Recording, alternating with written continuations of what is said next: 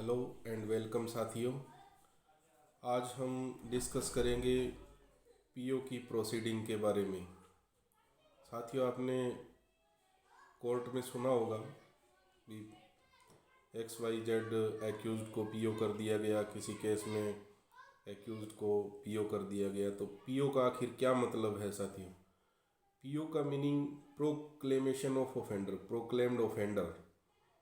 Section 24 जो police act है उसके तहत हर पुलिस ऑफिसर की ड्यूटी बनती है कि वो कंसर्न इलाका मजिस्ट्रेट है, जो भी केस चल रहा है, मजिस्ट्रेट का नोटिस इशू किया हुआ है तो उसकी इंफॉर्मेशन मजिस्ट्रेट को सही दे। और कोई भी इंसिडेंट और कोई भी ऑफेंस अगर कमिट होता है तो उसकी जो सही इन्फॉर्मेशन है वो मजिस्ट्रेट को दें और सही इन्फॉर्मेशन मजिस्ट्रेट को दे के वारंट इशू करवाएं। ये सेक्शन 24 जो है पुलिस एक्ट कहता है, it is bound to the magistrate.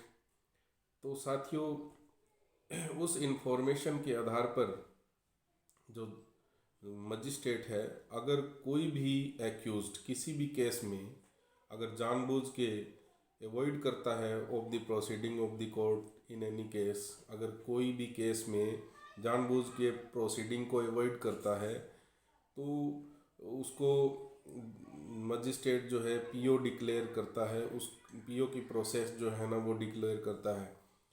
ऐसा एक्यूज जो नोइंगली जानबूझ करके, उसको पता है मेरे खिलाफ प्रोसीडिंग चल रही है, तो वो जानबूझ करके अगर प्रोसीडिंग से अवॉइड करता है, अपने आप को कंसील करता है और अपने आप को बचाने की कोशिश कर रहा है, नोइंगली उसको पता है भली भांति प्रोसीडिंग का, तो ऐसे में क्या करता है जो मजिस्ट्रेट है, जिस कोर्ट में ये केस चलता है, उस मजिस्ट्रेट को फुल पावर होती है to issue the process of proclamation. जो ये प्रोक्लेमेशन ऑफ जो प्रोसेस है, ये धारा 82 जो है सीआरपीसी उसके तहत प्रोसेस इशू की जाती है, जिसके तहत जो पुलिस है वो प्रोक्लेमेशन करती है बाय पब्लिकेशन। और उसके बाद साथियों, जो धारा 83 है उसके आधार पे भी मजिस्ट्रेट जो है for the attachment of property of the said accused who knowingly absconded from the proceeding of the court, जो कोर्ट की प्रोसीडिंग से जानबूझ के दूर होता है, उसकी प्रॉपर्टी अटैच के भी आदेश धारा 83 जो सीआरपीसी है उसके आधार पे मजिस्ट्रेट करता है, जिस मजिस्ट्रेट की कोर्ट में ये केस चलता है। साथियों, ये जो प्रोसेस है वो जो प्रॉपर्टी अटैचमेंट की प्रोसेस है धारा 83 के आधार पे, वो जो डिस्ट्रिक्ट मजिस्ट्रेट है डीएम डीसी के द्वारा ये प्रोसेस इशू की जाती है। और डीसी जो है प्रॉपर्टी अटैच करवाता है, जिसमें पटवारी रिपोर्ट करता है। जो भी प्रॉपर्टी से रिलेटिंग मूवेबल और ई मूवेबल प्रॉपर्टी से रिलेटिंग जो भी डॉक्यूमेंट होती है, जैसे ज़मीन की जमाबंदी होगी, फ़र्द हो गई, जो रजिस्ट्री होगी जो ई मूवेबल प्रॉपर्टी की, या कोई व्हीकल हो गया, व्हीकल के डॉक्यूमेंट हो गए, वो सारे के सारे अटैच डीएम करवाता है। इसके अलावा अगर प्रॉपर्टी मोर ओवर जैसे एंसेस्ट्रल प्रॉपर्टी है, एंसेस्ट्रल प्रॉपर्टी में जैसे 2 और more than 2 members of the family owner है, तो जितना उस एक्यूज्ड का हिस्सा जो पीओ डिक्लेयर है, जितना उस एक्यूज्ड का हिस्सा बनता है वो कोर्ट के द्वारा अटैच किया जाता है और कोर्ट में वो रिपोर्ट जो है प्रॉपर्टी की वो फाइल की जाती है।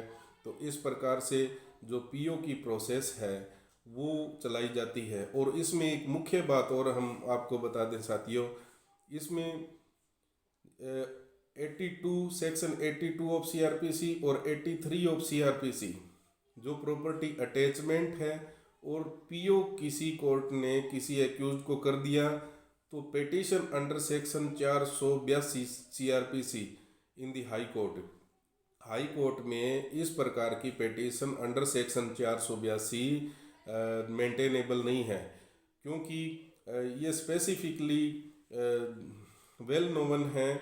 और ये कोर्ट का लॉ है कि साथियों, अगर जानबूझ के कोई भी एक्यूज्ड कोर्ट की प्रोसीडिंग से वो एब्सकॉन्ड होता है, एब्सकॉन्डिंग करता है, तो इसलिए जो प्रोसेस है to declare process declaring the PO of accused और attachment of the property of the accused, इसके खिलाफ वही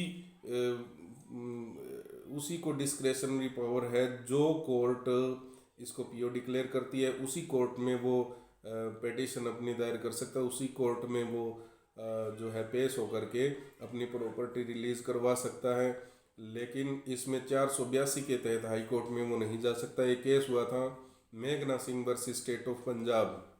मेघना Singh versus state of Punjab में 482 का रिलीफ जो है वो एक्यूज को नहीं दिया गया था। इसलिए साथियों, जो धारा 482 है जो सीआरपीसी, ये पीओ की प्रोसीडिंग और जो अटैचमेंट ऑफ प्रॉपर्टी की जो प्रोसीडिंग है धारा 83, उसमें लागू नहीं होता है, उसमें मेंटेनेबल नहीं है। इसलिए वही कोर्ट को जुरिस्डिक्शन है जो कोर्ट इसमें एक्यूज्ड को इन एनी के क्रिमिनल केस में जो पीओ डिक्लेयर करती है, उसी कोर्ट को ये पावर हासिल है। तो आज के लिए इतनी ही जानकारी साथियों। आपको ये लीगल जानकारी कैसी लगी? अगर आपको जानकारी अच्छी लगी हो तो कृपा करके चैनल को सब्सक्राइब कीजिए, और आगे हम अलग लीगल टॉपिक लेके आपके सामने हाजिर होंगे। तब तक के लिए धन्यवाद।